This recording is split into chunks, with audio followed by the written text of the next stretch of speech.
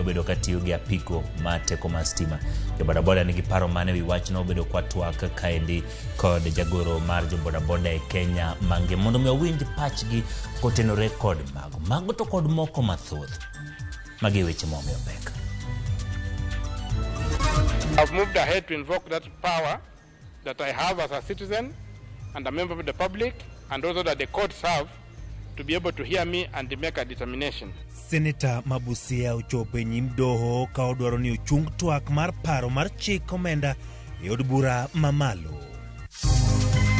Moro koro dwaro ni jatatije mar do mapacho ka An Amadi othich oko ka gitude kod ohand mula mabandia.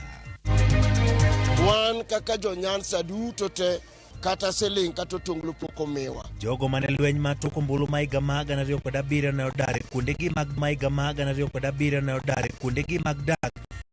Pinyo wacho, wiyo kodgi higni 15 nyaka sani.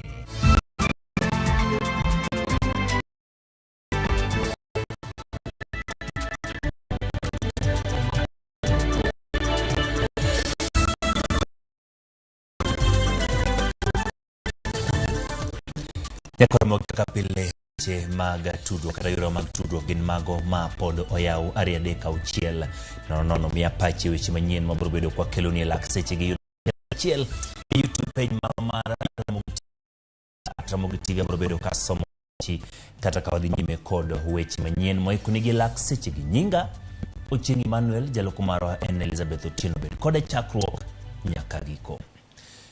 Chudo maratamalo adek ewi osach jomondiki oken gima nyien. En mana ni sani to nyaka chule ka jatend piny Kenya William Ruto wacho ni paro ni mochakore higa mag 2018 kata kamano.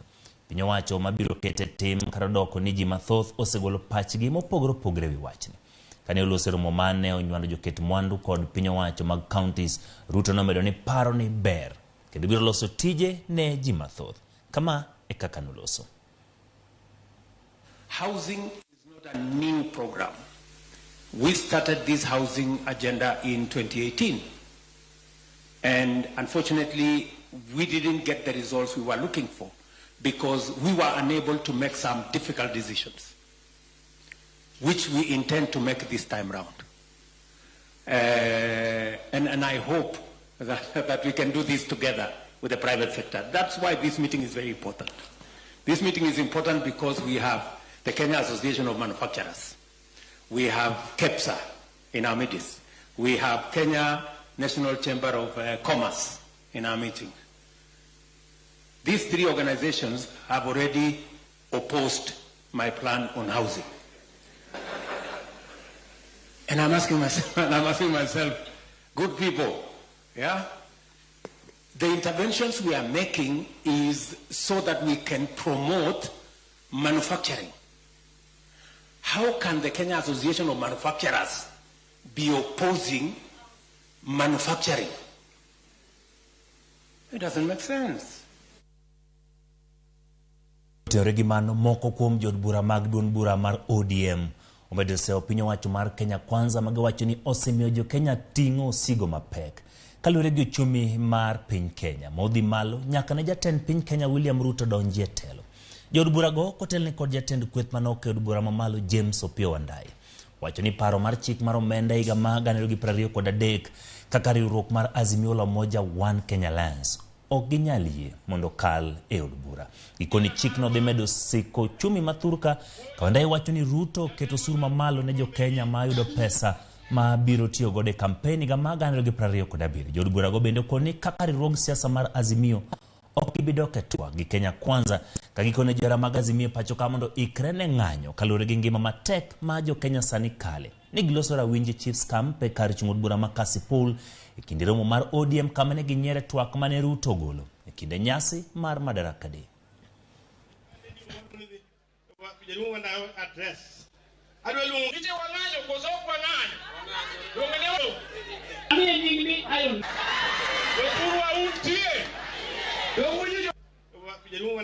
Can you confirm here that you reject in totality the Finance Bill 2023?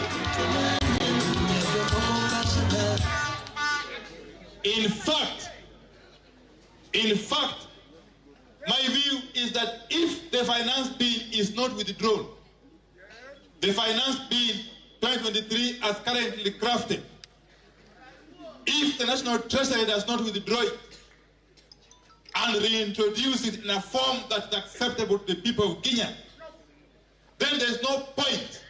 There's no point of anyone coming to Parliament to read the so-called budget speech. Nearly everybody is opposing this bill. So if you support it, know that you are a lone ranger and you are not helping anybody in Kenya. And you told Kenyans that you are in for hustlers. You baptized the common man with a new name called hustlers. But the first thing that you did, Mr. Ruto, as soon as you got to that throne, is to make sure that all the prices of commodities for the hustlers went up.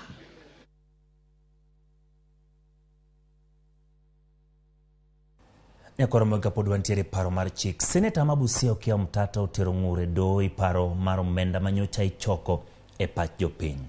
Ng'ur mar Mtata wacho ni paro no ma bende ong'ere kaka finance bill higa mag 2023 dhi ataro gi chike ma pachoka. Mtata dwaro ni do bende chung twak ewi paro mar chik no yud bura mamalo.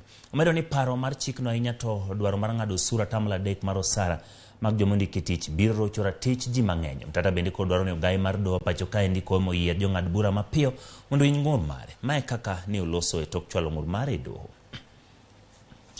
I perceive this to be cascading threats against the constitutional order of this country, and I've moved ahead to invoke that power that I have as a citizen and a member of the public, and also that the courts have, to be able to hear me and to make a determination. It is Section 28 of the bill, which imposes VAT on petroleum products. The impact is just basically somebody is trying to remove the industrial base of this country. People are going to be in, businesses are going to move out. The country is going to be very expensive and unproductive.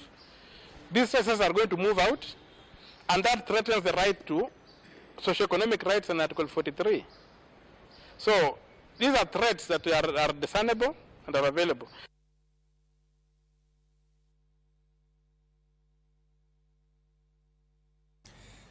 Piny owacho mar kaunti ma Siaya koro kwayo duol makedo gi mibadhi kod bidhruok e pachoka EACC mondo timie piyo nonro mag weche mibadhi e kaunti no. Piny owacho ma Siaya wacho ni mae ema biro kelo ler e weche mosebedo ka ilando kod jalup gavana mobalo William Oduol.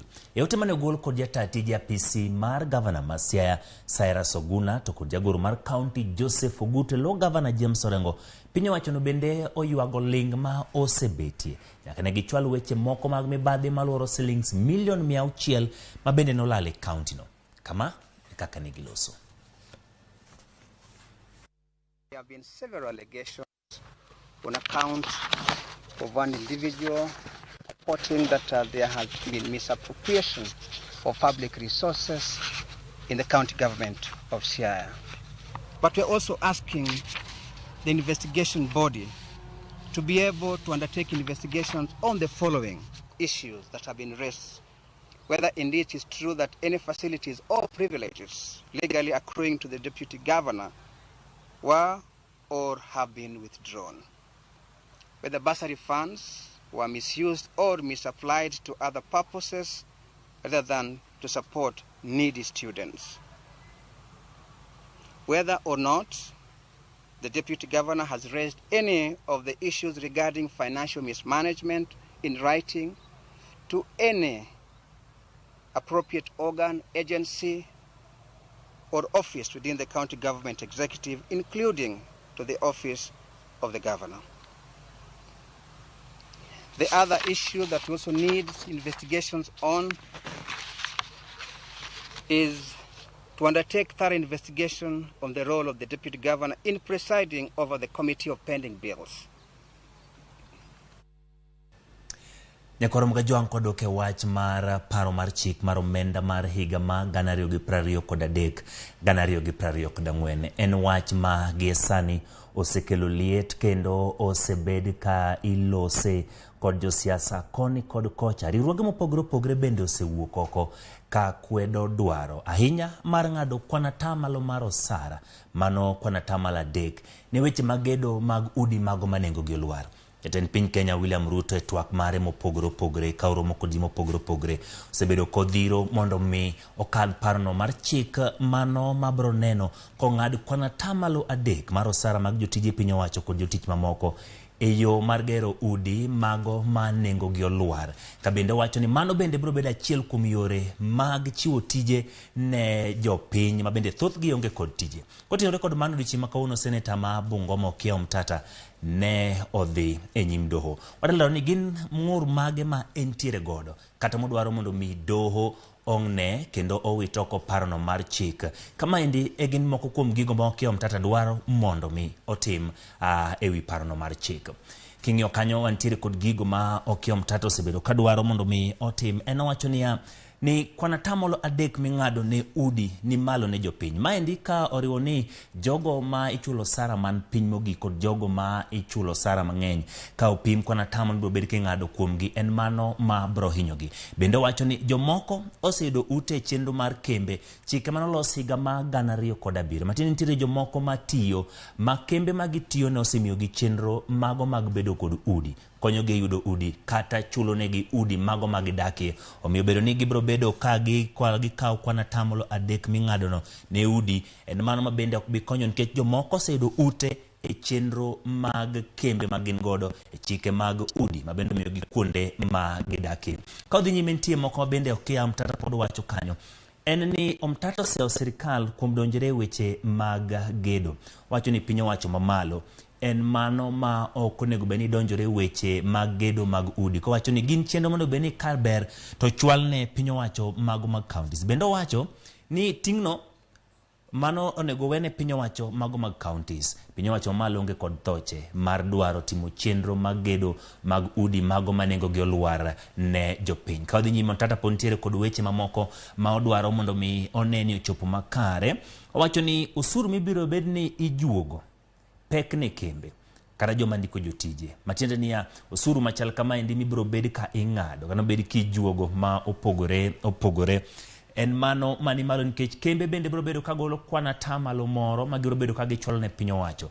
Mano moyango ni kakoro omed kwana tamalo 3 no kod usuru mamoko mibiro bed king'ado biro bedo mapek ne kembe mondiko ji to kod joma ndiko jotije manyalo neno ka jomoko obiro owito tije gi. Bende wacho ni migawo mar jotich mano mar labor onge teko mar choko pesa mar gero utego. Oseo migawo mar tich kaka mano ma ok onego beni miyo ting' mar choko omenda. Ko wacho ni gionge kod teko mar choko pesa mag gero utego. Ka wadhi nyime e weche ma gin mago en ni Omtata wacho ni doho koro onego chung od bura kadho parono mar chik mar omenda. Odwani mondo doho chung od bura kuom kadho parono mar chik mar omenda. Ka bende odwaro ni doho owal jong'ad buche mabiro winjo burano mapiyo. Yango ni ma en achiel kuom buche ma oganda jo Kenya en mano ma luwo kendo osebed ki kwedo kod kweth mopogore opogore. Ka koro gimodong' sani en ni bang' ka od burano osetieko kawo paro mopogore opogore kuom jopiny, paro gisekawo kuom kweth mopogore opogore, mago moting'o mago mag riwruok, mago mag jotich to kod mamoko duto. Gima koro rito sani en ni mondo obi ochwale e nyim od bura. Kama koro jod bura biro twake parono mar chik. Gine ma gin gi teko mar kadhe kata goye piny. En gino pod itwagie, gino bende wago ni biro tim juma manyien ka bedi ka ichwale e nyim od bura. Kamano gin moko kuom gigo ma Okiya Omtata ne odonjo godo e nyim doho odiochieng' ma kawuono kod dwaro mondo mi paro mar chikno owito oko. Wacho ni jatend piny Kenya William Ruto ne odhi ataro e moko kuom chike ma pacho kaendi mago ma oyango kanyo. Mano kaluwore kod gigo mantiere parono mar chik mar higa ma 2023 2024. Ka odhi nyime en midhiero mag jata tije mar bad migawo mar doho Ann Atieno Amadi ne omedore bang' kambi mar uso mula mar piny Dubai chwalo paro mar golo e apisi ne duol mochung' ne jal buche JSC. Kambino mar Bratton Gold Trading dwaro mondo thiche oko e apisi kuom ketho mar rem uso ne gi mula bang' ka omenda maromo shillings milion 89 kuomgi ka achiel gitiyo marach kod apisi mare. Chris Owino nigi ler mathoth. Juma achiel bang' kambi mar Dubai tudo jata tije maduong' mar bad migawo mar doho Ann Atieno Amadi kod mibadhi mar uso mula, kambi mar Bratton Gold Trading koro ochwalo paro mar gole apisi ne duol mar JSC. E bura mane ochwal ne JSC kod okinde mekgi, kambi mar Bruton Gold Trading dwaro mondo thich oko Ann Amadi kuom tiyo marach kod apisi mare. Kambi no bende sayo Ann Amadi kuom telo ne kambi mare mar Okinde e kinde ma pod ondike kod bad migawo mar doho. Kambi mar Bruton Gold sayo Ann Amadi kuom rem chwalo negi mula kata odoko negi sechulo Amadi kokalo kuom kambi mare mar Amadi and Associates omenda maromo $89. Amadi kata kamano ne okwedo wach makamano ka owacho ne osethegore kod kambi mare mar Amadi and Associates e higa mar 2014 bang' bedo jagoro maduong' mar bad migawo mar doho e pacho kae. Ne olieko ni kambi no sani ni e lwet wuode miluongo ni Brian Ochieng kod Andrew Kiarie, wach ma Bruton Gold okwedo motegno. Kaluwore gi oboke mane ochwal ne JSC, kambi mar Amadi and Associates pod otelne kod Ann Amadi ma ok Brian Ochieng. Gimedo lero ni kata odoko ni Ann Amadi ne ondiko ne doho mamalo tarik 10 dwe mar 2 e wi okang' mar kawo yweyo ne tije mag kambino kuom thuolo ma ok oyangore. Mbui mag tudruok mar Amadi and Associates oketo maler ni Ann Amadi ne en jang'ad rieko margi nyaka e higa mar 2017. Weche mag kambi mar Bruton Gold Trading e wi tend kambi mar Amadi and Associates bende oyudo pek bang' oboke mag duol mochung' ne ndiko kembe e pacho kae nyiso ni Ann Amadi pod ema otelo ne kambino nyaka tarik 30 dwe mar 5 higani. Oboke mane ochwal e nyim doho bende keto Ann Amadi kama deny kaluwore ni Andrew Kiarie kod Brian Ochieng mane Ann Amadi owacho ni gin jotend kambi mare yangore ne osewuok e kambino kendo ndiko kambi machielo. Doho mamalo ne ogolo chik mondo olor accounts duto mag bengi ma itudogo Ann Amadi e wi mibadhi makamano. Amadi kata kamano ne ochwalo bura mar kwedo chik makamano kokalo kuom okil kamalo kamare James Oduol ka owacho ne onge ng'eyo moro amora e wi mibadhi mar mule kind kambi mare kod kambi mar Bruton Gold. Yudo burano, JSC koro biro romo mar winjo burano seyo makamago. Poni giyudo adiera e wi seyogo, JSC biro goyo ombulu mar thiche oko e lemo makamano. Duol mar JSC nigi jokanyo 13 kendo otelne kod ogai mar doho Martha Koome. Moko kuom jokanyo mag JSC gin Macharia Njeru, Mohamed Warsame, David Majanja, Evelyn Olwande, JB Muturi, Jacqueline Ngutia kod Mohamed Ibrahim. Amadi bende nyalo dhi e doho poni ok oyie kod ng'eto mar JSC. Chris Owino, Ramogi TV, Nairobi. Gino mar jadolo Paul Mackenzie mane paro ni kawuono idhi donja kod ketho matude gi nek mar dhano mathoth e bungu ma Shakahola ne ochako tore. Man bang' kinde mag piny owacho chwalo kwayo manyien ka gikwayo ndalo mamoko 60 mondo med geng'ne kapod obila dhi nyime kod timo nonro. Joja oko nigi ler mathoth kowuok Mombasa. Jayalo Paul Mackenzie, jaode Roda Maweo kaachiel kod achije mamoko 16 ma itudo kod nek mag dhano magalamoro Shakahola ne ochopo e doho Mashanzu bang' tieko ndalo 30 e odang'enge. Kae ne gin kod geno ni piny owacho koro ne dhi yawo negi buch nek ma Shakahola ma ka ok kamano to ne inyalo wegi thuolo kod bond bang' chiwo thuolo mar ndalo 30 ne obila timo nonro margi. Kata kamano, mago duto ne ok otimore bang' okinde mag piny owacho kotelnegi kod Yami Jamina chwalo kwayo ka gidwaro ni doho omed geng'onegi e thuolo mar ndalo mamoko 60 eka yawnegi bura. Which we are seeking 60 days. That would be in addition to the days that the respondents have already been in remand. No, this is ambush. So without going into further details, I'll shift that argument to another friend, Mr. George, to take over that objection.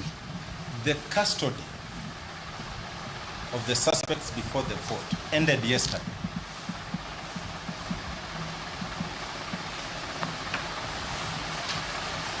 And today they were simply supposed to be charged. En kwayo mane okwedi gi Mackenzie e buo kinde mage kotelnegi kod George Kariuki makoni kwayo mar medo ndalo ne onego chwal kapok kinde mane doho chiwonegi bedo e odang'enge rumo. The orders of the court did not prefer that an affidavit to be filed, insinuating the same to be an application before this court. and have not been referred to any law that prevents the police from conducting investigations. Indeed, one of the reasons for holding them in custody is to facilitate investigations. Then we will be asking for an extension of time for them to answer. Jang'ad bura Yusuf Shikanda ne orwako kwayo mar okinde mag piny owacho kokoni onge ratiro mag girocho ka koro odwani Mackenzie kotelne kod okinde mage mondo mi ochiw pachgi ewi kwayo ma kamano. Mackenzie gi Lange koro biro medo bedo e odang'enge nyaka chieng' tich adek ma en tarik 7 juma manyien eka gibiro dok e doho chiwo pachgi kaluwore gi kwayo mar piny owacho. Moko kuom nonro mag obila mochwal e doho yango ni achiel kuom winjruok mane Mackenzie otimo gi Lange e bunge ma Shakahola en ni nyithindo ema ne onego kuong ri gi kech nyaka chieng' gi tho duto eka duogo kuom rowere kaeto mine kiluwogi gi joma chwo kaeto en owuon Mackenzie ema obiro loro gi tweyo ka Lange duto osetho. Nonro bende yango ni moko kuom achije masani ni e doho gin mago mane omi tij rito wedegi mar neno ni gitweyo e yor riyo kech maonge bilo gimoro amora nyaka chieng' chuny gi chodi.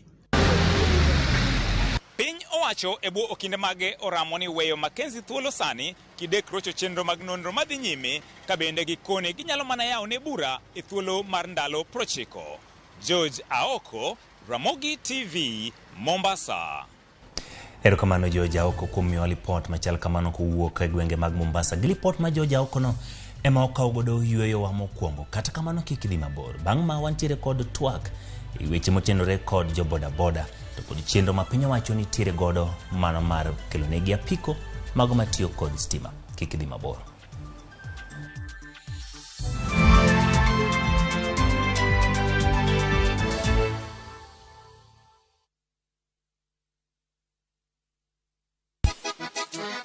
Double King.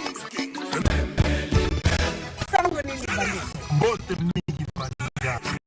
Acheni urunye kwa Ramogi wange wajui Ramogi TV ma endiedero. Ilongole rumba at room temperature. Every Saturday nyakora Ramogi wako. Inyalo uru request mari. Automatic career day kauchi no. Lunganya boy handsome on the way. Aruji bed and breakfast. Lungani Stella Brenda. Yenga en PDG Papa Vic. Seki mwenda ya molte mana weni fidelite.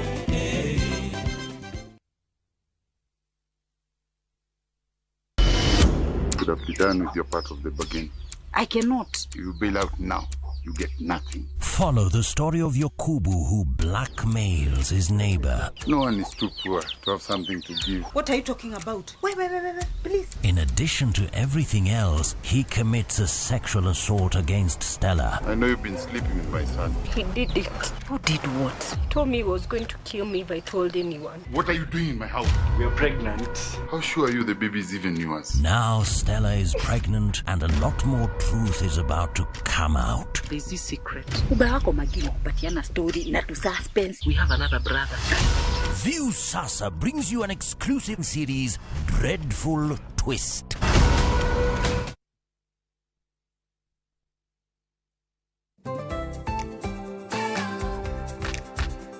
Ng'ama miyo ong'eyo ber mar tim makare kaka math mokinyi manigi ndhadhu kendo milimili kod blue band pile ka pile opong'e gi omega 3 kod omega 6 gi teko madwarore.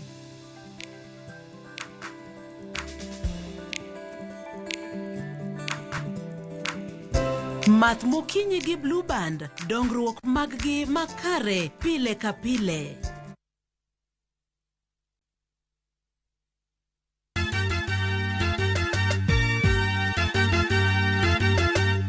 Wabiro kelo pak e nying Jehova. Hallelujah, maler wamiyo Nyasaye duong'. Ma en Nyasaye manyiso luor.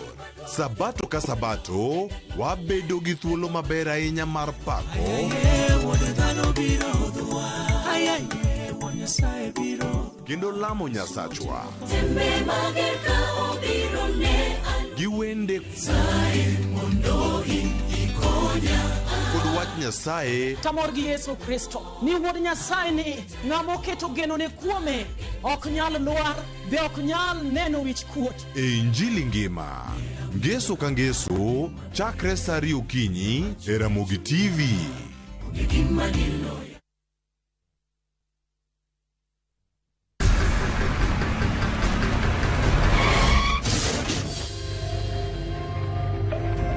Pole sana madam. Usijali. Wacha wasiwasi.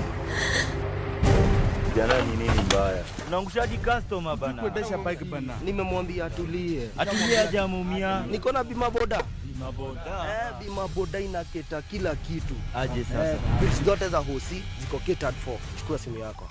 Una dial *487#, choose insurance. Alafu na select hapo bima boda, fuata hizi instructions zote. Once you pay unapata that party sticker yako instant. Kain gi okumba mar boda boda mari kata kama sira ojuki one kodi kike baji goyi bang masira. Yudo okumba mar bima boda ne boda boda ni kawuono e nengo moyweyo mar shillings 100 kende. Dista 487*4# mondo mi yud bima boda.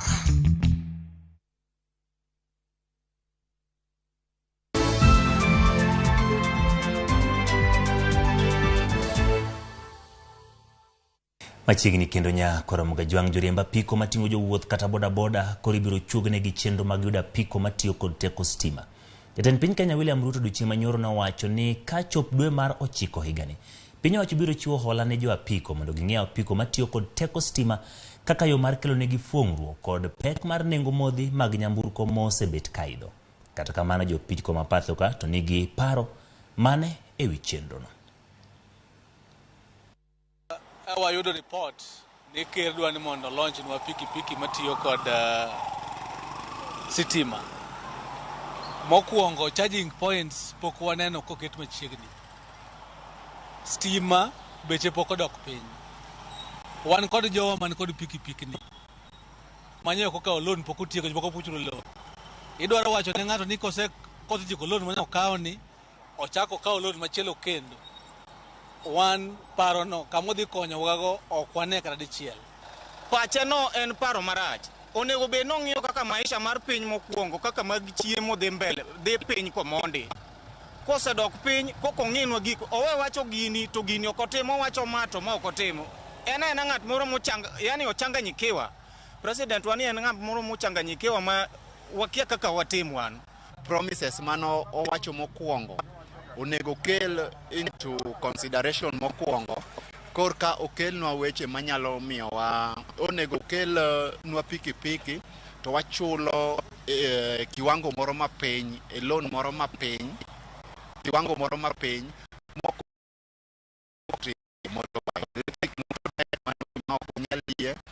ong'i kaka nyalo konyo jopiny wach apiko ok nyal tiko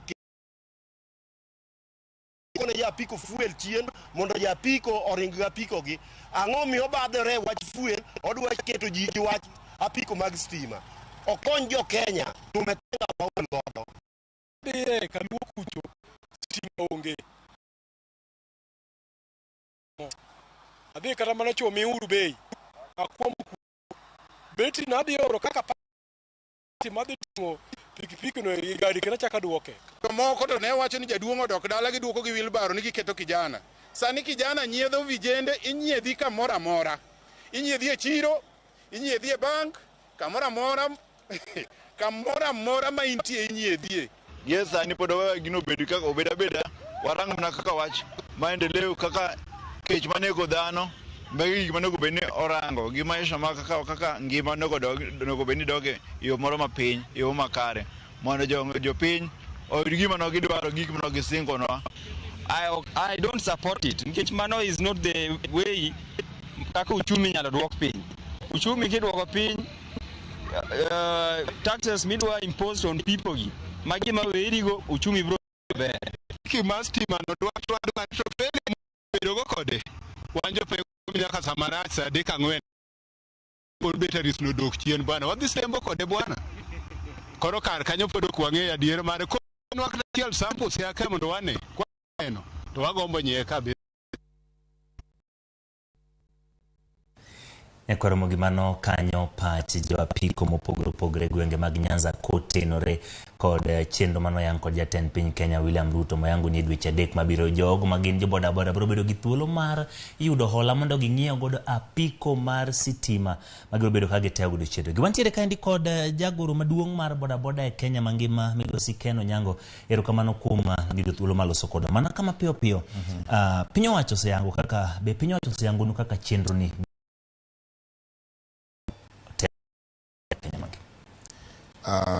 wachno rwako Ramogi wachno neno ka kerno wuoye wachno nyoro, lakini adiera makende ni pikipiki mag stima wasebedo kai for almost igni is it 1.5 year makata kwa the market sani operation mar peng mag stima endelea ngenjo nagi pikipiki mag stima to ka president ma Kenya ne wuoye wachno nyoro adiera makende manyako address nitie issues mag infrastructure king'iyo maber pikipiki mar stima nyako bed gi charging ports in every port. Asinyo pikipiki tani gi cover around kilometer 80 au kilometer 100 kanyo.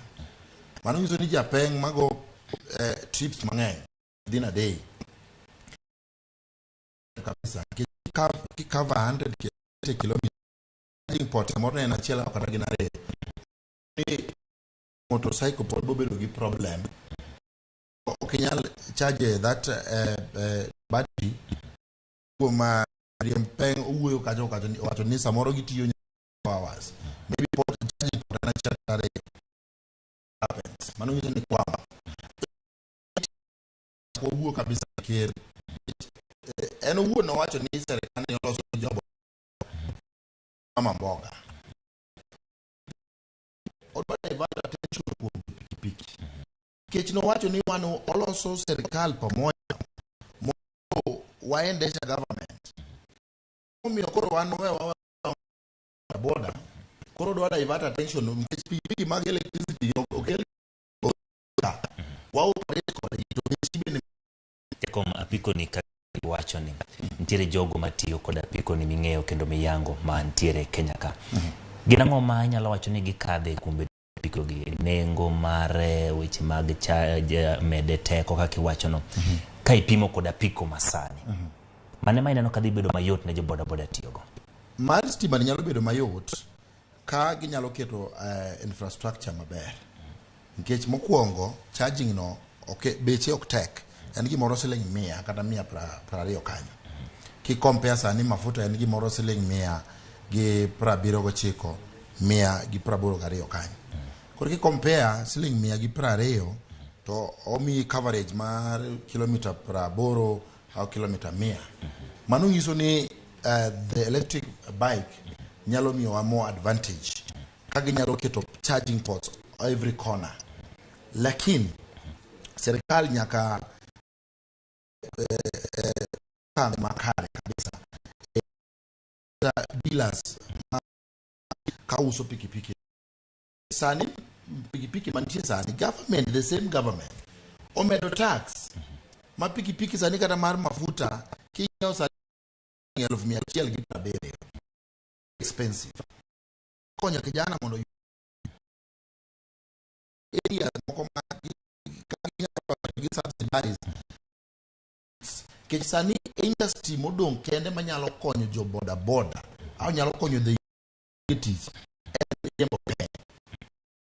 within every village ka motor tegoro wantiere gi weche mag jolony manyalo loso kethre ajo apiko tiyo pile kendo thoth gibedo kod kethruok maka kod kacha lony mar loso apiko gi bineno ko osechopo kata thuolo mar dweche 3 mobiro chopo gi be biro bedo ni wasebedo gi jogo magin jolony manyalo loso apiko gi kuonde duto mapacho ka pogruok mar pikipiki mar electricity gi mar mafuta pogruok mar en achiel kende peng mag electricity gin gitiyo gi mota to mota na giwacho ni kethruok mare tek kopogore gi pikipiki mag mafuta ke mafuta ko yudo shida matin to engine koro nyaka many ng'ama mechanic mabro loso ni weche mag engine to ng'eny mechanic koro ng'iyo gi loso geche koro giloso pikipiki mayot to kwaduogo e mar electricity ibedo ni bro kawo time ka kethruok mare pok obedo lakini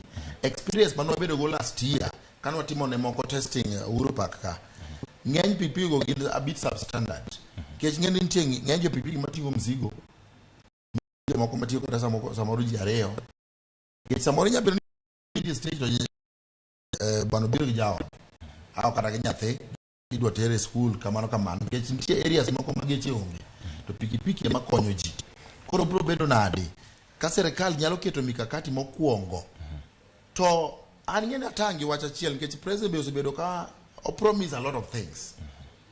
I hope ni wach mano wacho nyoro no en wach mose internalize ma wabro neno ka gina dier bro timore kik chop kuma koro wera en promise to promise moko maonge nikech nyako rain on manufacturers maloso pikipiki okelnwa pikipiki ma standard kanyo gibro konyo nikech kik compare the motorcycle ma watiyo go sani ma fuel mabiro no wabone na big difference nikech nitie wach moro no wacho o campaign ni kazi ni kazi pesa mfukoni koro wadu waneno ka dier pesa nitie kawatiko jagoro kaka pisi mochung na joboda bode Kenya mangima e thuolo mar daka chiel en ang'o miparo ni jatend piny Kenya kod jogo mabende koro nywande chenro ni onego tim mondo thuolo mar dweche adek ma nowacho ni kochopo dweche adek gorumo to joboda boda bedo gi thuolo kata gi yot hola yuda piko go kendo chenro ne mokwongo kabisa o involve stakeholders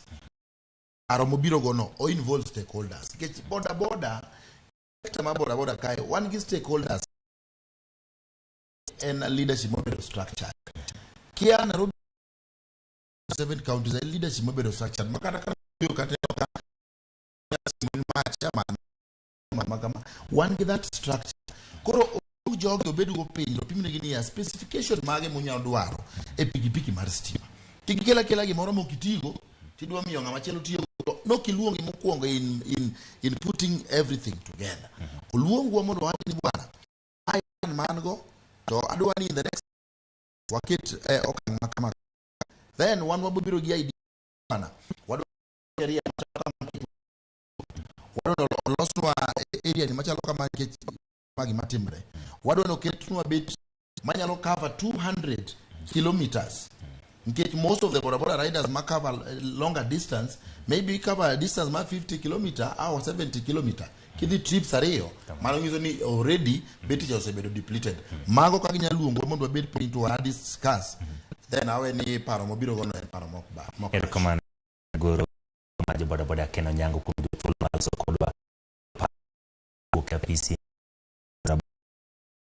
wacho kapok ochopo magibro chako dwaro todhi nyime en pod Ramogi bende sedho ndek kalapapla to bende lony mitiyo gi loso ndeke go jal moro keto kinde tiyo gi lony mare loso ndek kalapapla ma ogeno ni biro yoro poni oyudo sin mowinjore Fredi Onyango tiyo tijni e alwora mangara Sharon ng'awo nolimo kendo miyo ka ndek kalapapla kata kod nyamburko mong'ere kaka tuktuk. Fredi Onyango oketo geno ni chieng' moro achiel obiro fuyo e wi boche mana kaka ndeke mamoko mag kalapapla. Onyango madendore ni Fredi Engineer osebedo ka thedho ndekene kamae en mare mar adek. Kuom luor ne lony kod kinda mar jo Kenya, Fredi otiso ndeke ni Boeing 254. Mimi nilianza hii teknolojia nikiwa kwenye street. Nikiwa mdogo, mamangu na babangu akaenda Siaya, akarudi Olanga. Wakati alirudi Olanga nimekuwa nikiteseka sana nikiwa kijana mdogo, lakini babangu hakuwa na mapato ya kutosha ya kuweza kunisomesha kwa shule. Nikajipata nimepelekwa rehabilitation center hii ya Nairobi City Council, na mimi sikuweza kupata masomo vizuri. Nikaweza kuenda kosi moja ya mzungu mmoja anaitwa Dr. Richard Krem wa Amerika. Nikafanya mwaka mzima, nikapata experience kidogo, lakini si ati ni ile masomo ilikuwa ni permanent, ilikuwa ni masomo ya muda kidogo. Lakini hii ni vitu imekuwa ndani yangu tu ya kufanya hivi. Ndio sasa watu wananiita Engineer Fred juu mi huunda vitu different sana. Fredi wachono sete mutiyo kod ndeke ni matintin e aluora ma Nairobi. Ogeno yudo lesen mar fuyo. Hii ndege imeenda town, imeenda Uhuru Park, imeenda Thika Road, imeenda kila mahali. Inatembea, inakimbia. Na inaenda kwa mwendo mzuri sana kama wa gari. Na kupaa inaweza, ingawa bado serikali bado hawajaweza kunipatia kibali cha kupaa. Ndeke no ni githoth gik madwarore e ndeke. Kuna kila kitu hapa. Ninaweza jua ni position gani nataka kutumia kuendesha ndege yangu. Iko nazo. Wuodhe mar loso ndege osebedo mabor kendo osemuonyo omenda mathoth. Hii inaweza imenikost kwa ajili si mchezo iko hapa. Kwa ajili saa zingine unatoa 2,000, 3,000 unanunua chuma ama aluminium. Juu inahitaji kuwa na aluminium, inahitaji kuwa na battery vitu nyingi sana. Kama hizi vitu unaziona hapa, hizi ni systems za kufanya mwenye kwa mebebo ni ndege yangu anaenda kusikia ngoma hapa tu ndani. Hizi ni mix za ngoma ziko hapa ndani. Nikimbeba anaenda kusikia ngoma akiwa hapa ndani. Nilipenda sana iwe ni kitu ya starehe, na ndio unaona bado naendelea kuitengeneza ndani. Nilikuwa naibomoa hapa ndani ndio niweze kuirembesha vizuri ikae kitu kisafi, kitu kinapendeza. Ndio ninaendelea naye. Fredi wachoni ndege ni osebedo kalombo oganda madwaro ng'eyo kako nyalo tiyo. Hata mara mingi mimi naifunika juu huwa saa zingine siwezi fanya kazi. Mtu anataka kujua nilianza kutengeneza hii kitu aje. Venye nyinyi mmekuja hata mmepata nimeifunua. Naifunikanga sana juu ya watu. Watu wanakuuliza maswali, unakuwa siku mzima ni kuambia kusemezana na watu, kuwaelezea ni nini hii. Hii ndege kwa nini ina muundo wa tuktuku, ina muundo wa pikipiki.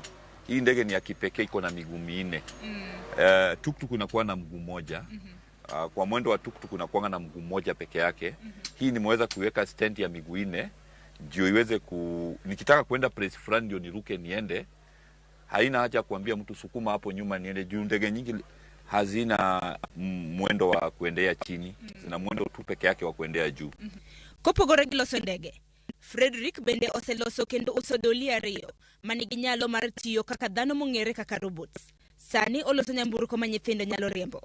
Sasa hii gari inaweza mtoto wa miaka 5, mtoto wa miaka 10 anaweza endesha hii gari, na ndio nimetengeneza gari kwa watoto.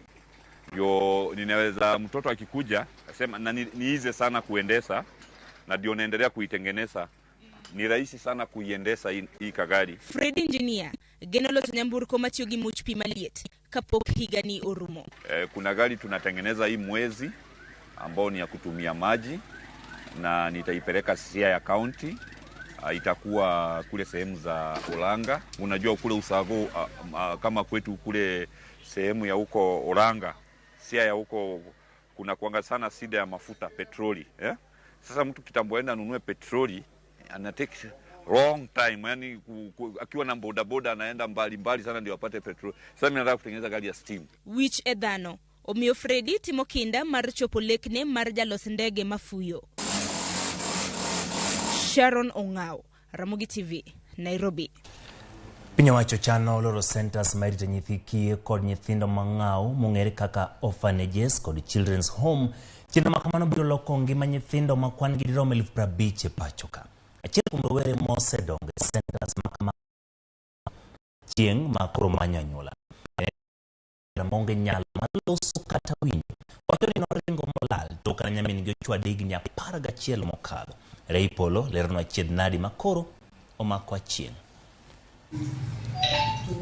E higa mar 2010, Janet Achieng' noringo boka mowacho ni nyamin mare nosasego bang' ka jonyuolgi nowere kendo jwang'ogi e lwet anyuola gimoro. An chon idala kucha nada kod dawa manene konya to nene antie shida. Nyaminwa ne chwada ng'eny kendo naluoko nikech benadagu kuro.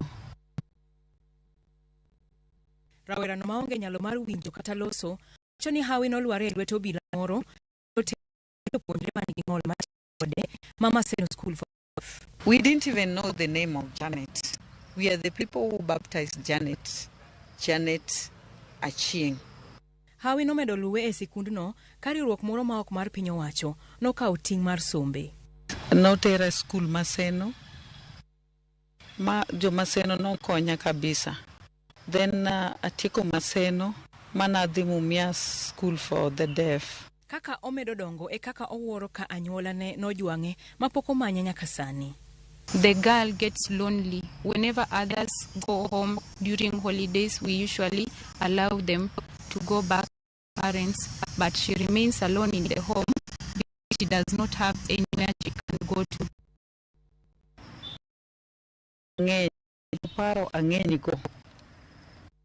Tok tiegruok, dwaro maduong' ma Janet nigo en mar yudo anyuolane. To gima chanda en jonyuol na manyalo hanga kata skul gi konya aonge go awuok e skul adhi kenda to adong' kenda seche moko e skul makonya onge mondo ng'ato konye chunya nigi lit mang'eny. En gi luoro ni dipoka okwamo e lwet familia machielo, poni ok oyudo anyuonde mapiyo, kaluwore ni piny owacho oketo chenro mar loro kuonde reso nyithindo koda rowere ma ong'aw kaka en. Chenro mabiro kawo higni 10 geto duoko nyithindo e lwet anyuola, ka moko bende ibiro rwaki e centers manie gwenge. Chenro no biro loko ngima nyithindo ma hawe 50,000 ma odak e centers mohewo 800 manie pacho ka. This simply because the government sees families as the place a child can stay than an institution. Penjo en ni Achieng' biro chiedho kanye? To ka nyathini nokel to wachnwa no mondo obi Siaya ka, obe no wacho ni kuchopo Siaya to biro ng'eyo kama dala gintie. To ka wachopo Siaya diera to nyathini koro kia ndarni opogre, gik moko duto lokre, koro nyathini be ywak ni to yawa mama gi kata baba gi okoro miego, koro mane momiyo nyathini nigi shida maduong' kabisa. Koro ng'at manyalo ng'eyo min gi kata wuon gi to konywa. Achieng' omiyo wasigande ka ogeno ni anyuolane kata osiepene machon biro neno pichane kendo konya yudo wedene. Ray Polo, Ramogi TV. Kaudhi Migori, oganda jo Kenya mane tulo mag siasa odaro miechgi tok yiero ma higa ma 2007 pod mane piny owacho osingonegi. Alwora mar Kenya wacho ni piny owacho osejwang'o ni medo sudo Jojuma ni lethoth. Tulo mar siasa mar higa 2007 ne okelo lal mar ngima, hinyruok kod lal mar mwandu ne jo Kenya mathoth. Kaluwore kod nonro mag piny owacho, ji ma kwan gi oganda achiel ne owito ngimagi ka mwandu mathoth mag ji giwegi ne okethore. Jomoko ma kwan gi romo gana 650 ne odar e miechegi ka moko lopegi bende ne oyaki.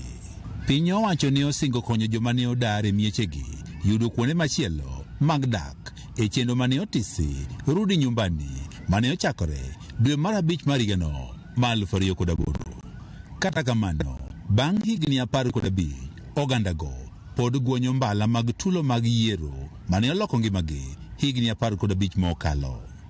Pod girito chudo koa kuom piny owacho mamalo. Nawito dhano 11, gik moko duto te, ngimana duto te, mine kaka nadhi naduogo ka onge kod gimoro nyaka chiel kawuono. Nyaka chiel kawuono onge gima serikali osemia. Ningesema kwa serikali ilipe waadhiriwa ili hii kesi iishe na hizi shida zote ziishe. Kwan ji moe ogana 85 mane tulo mag siasa odaro e gwenge mag Nyanza kaachiel kod Imbo mar Kenya pod bandho chudo mane serikali osingo chwalo negi. Amoko kaka unenani. An kaka an ngimana en kaka uneno ni angimani ke sisi watu wa Nyanza uliwachwa kama mayatima. Giywak ni pod gidangni e kor gwenge maonge kar dak malong'o. Wan kaka jo Nyanza duto te kata seling kata tunglu pokomewa. Naomba serikali, kama hakika mnajua sisi pia ni wana Kenya, sisi pia tunatoa ushuru, tafadhali angalia eneo ya Nyanza. Tich adek jumani, komiti mar odwon mawinjo ywak ma ochwal kod oganda ne oromo kod moko kuom jogo eko mantur mar siasa ne odaro e gwego mag Nyanza kaachiel kod Imbo mar piny Kenya. Komiti ne osingo ruyo chenro mar manyo kony ne jog matulo ne odaro. Were of concern was compensation to the people who were affected during the 207 PEF. We will have other stakeholders that will come in. When we have listened to all of them, then we will write a report to Parliament. Then a decision will be raised from there. We'll write a report and a recommendation.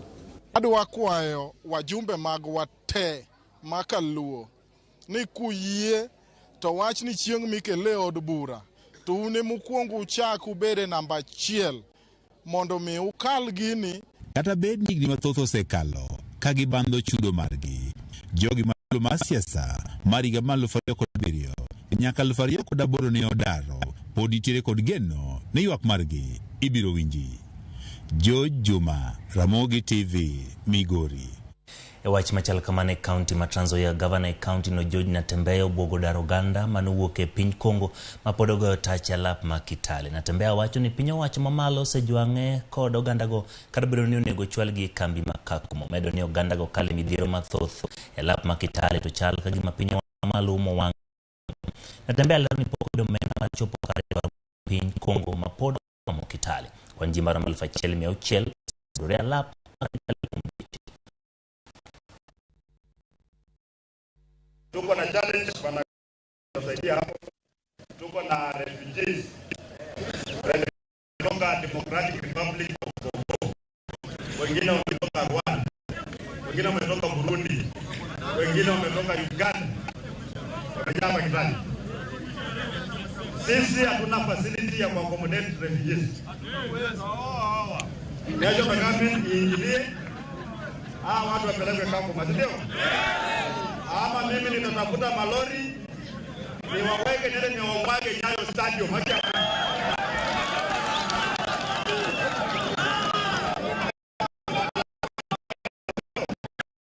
Karibuni kutakuwa na mmoja wanaenda kwa Kitoko barabara, wanapitia barabara, no facility.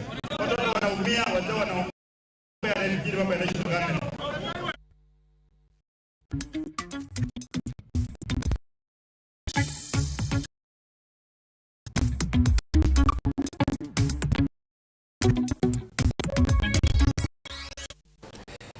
Kweth manok od bura mamalo Piyo Wandayi elo jotelo mawuok e alwora mipidhe niang' Nyanza wacho ni ok gibie gi tend Kenya Kwanza tiaritha kod kemberego sukari ma alwora mar Kenya ma Imbo ka gikoni gibiro kedo nyaka giyud ratiro.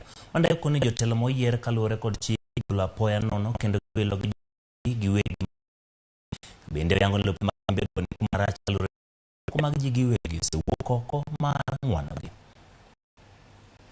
En gima lich ahinya ni niang' mosebedo konyruok ne jowa mang'eny kuom higni mang'eny ahinya. Sani koro wachne inyalo tiek mana yo machalo kama intie. To jowa ma joluo manie sirikal mar Kenya Kwanza ni to ling' aling'a. To inego jowa. Nikech ng'ama nego sugar factories mawa en ng'ama dwa nego jowa ma joluo. Tiyaur joluo, ginyi joluo manie sirikal mar Kenya Kwanza to ling' aling'a. Wan wachiwo onyo kawuono ni mokwongo nyaka gi duok e tich manager mande nitie Miwani kod Muhoroni miluongo ni Francis Oko mapiyo kaka nyalore. Giduok e tich mondo dhi mbele kod tije. To mar ariyo wachiwo onyo ni ng'ata ng'ata maparo ni biro yudo thuolo mar biro mondo kaw kambegi sana lowo manie kambegi ni ok wabiyieni. Homa Bay, jod bura mar county Homa Bay, Dr. Joyce Bensouda ochako chenro mar jiwo pith yien e county no yor bero alwora kod meda tamalo mag bunge. Nyasi no mano bagi alap makabunde kar chung'od bura ma Homa Bay town oyuore gi apisas mawuok e migawo mochung'ne bunge pacho ka KFS kod bede migepe mopogore opogore Mochung' ne rito alwora e kaunti no, chenro no geto neno ni skunde te manie kaunti ma Homa Bay oyudo yien ma gibiro pidho e skunde go. Homa Bay en achiel kuom counties ma pod timo rach gi yien masani ochung' 3.8 ka opim gi kwan 10 ma chik dwaro. Climate change is real kendo ohinyowa, tuoche osemedore, kech bo osedonjo, lowo bende dhi kod pi machwe chwe pile ka pile. Koro kwa pidho yien to wabro bet kod alwora maber, chiemo be bro medore, olemo be bro medore.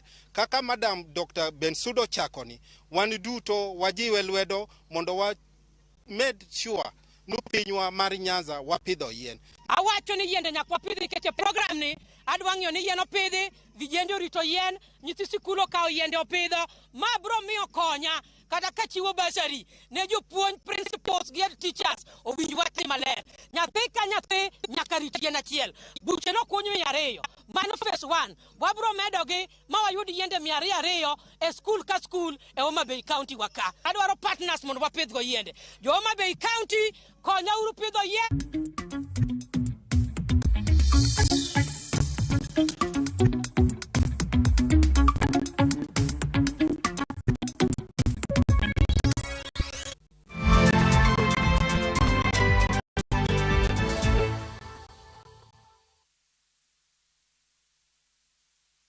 Jijenge na shilingi 1500 guaranteed kila wiki kwa kucheza Kaende Jackpot. Shiriki kwa kutumia 50 bob pekee, cheza na Autopic kwa kutuma neno KJP kwa 29063. Not for persons under the age of 18. BCLB number 416. Jijenge na kila wiki kwa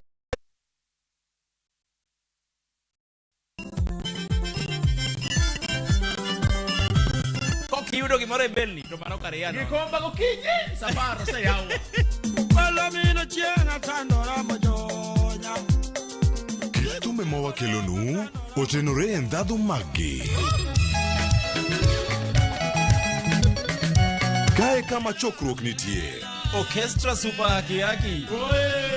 Kidola kabari. Wabiro. Chakre Orutu, nyaka Wangla, nyaka Benga, budho mara Tiporiti. Michael Onigi DJ Kolo, Call Instrumental, kod Ninja The Entertainer. Ramogi Night, Teacher Beach ka Teacher Beach, Sang'wen Otieno. Jatelo mano biro kae nyoro, odwari warus kodi. Hera motwere kidi Lwanda, omuoche kind osiepe ariyo. Jitengi. Neno no kende ok nyal romo. Wange gi nyaka. Miriambo thinyore lela, kendo kelo mirima kod lit. Anang'ini do ng'at maber kaka. Bende anyuola kod osiepe nyalo donjo e kind osiepe ariyogi. Bedi. En ok ohera kata matin. Inyalo chopo kanya gi jal ma ihero kiling'ling'. Ne Suresh ni oko, ibende biwadhi. Ng'at mabo kendo Pragia, ng'ano nigi hawi. Kik iwe ma ok ineno sigana mar hera motwere mar Kumkum Bagia. Ok anyalo yudo yo manyalo wacho nigo ni aheri. Yud chenro mar Kumkum Bagia gi dholuo sani koro e View sasa.